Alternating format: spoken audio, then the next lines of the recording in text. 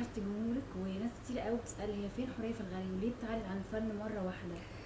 آه والله هما وحشوني اكتر. انا بس السنتين اللي فاتوا دول كنت بمر يعني بكذا حاجة صحية. في امريكا، كنت في امريكا عشان موضوع مش عايزة اتكلم عليه تاني، اللي هو مناخيري وموضوع الرحم والكلام ده. بس انا الحمد لله زي الفل دلوقتي، و... ومستنية اي عمل يجي ابقى انا آه، اقدر اعمل فيه حاجة مختلفة عن الحاجات اللي عملتها قبل كده، و... ومحدش بيجيلي فان شاء الله لما يجيلي عمل ويعجبني اعمل. لكن مفيش عروض بتتعرض عليكي؟ لا. حورية في الغالي بعد ما قدمت اكتر من 50 عمل، هل هي راضية عن مشوارها الفني؟ وايه اكتر عمل هو نقطة التحول بالنسبة لها؟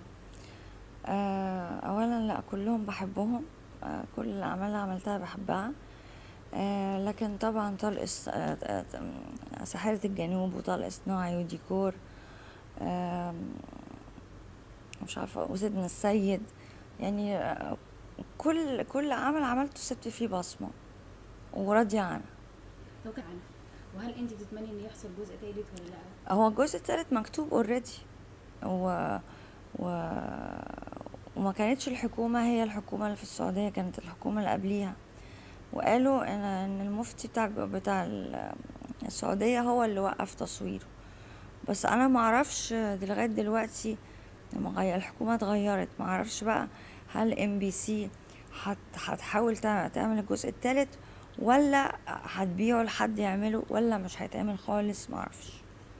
اكيد مش هتدي لحد تاني يعني بعد النجاح ده، اكيد لا. الحمد لله، انا بقى كل حاجة بعملها بتبقى مختلفة عن التانية، فالحمد لله. واللي اثناء التصوير وحتى وكده. اخر مسلسل عملته ايام، مم. ده كان دور برضو جديد عليا.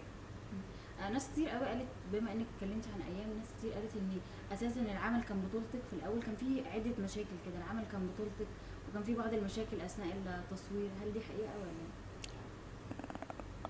يعني بس ما احب، خلاص راح حاجة عرفتي وراحت تتعاملي؟ يعني.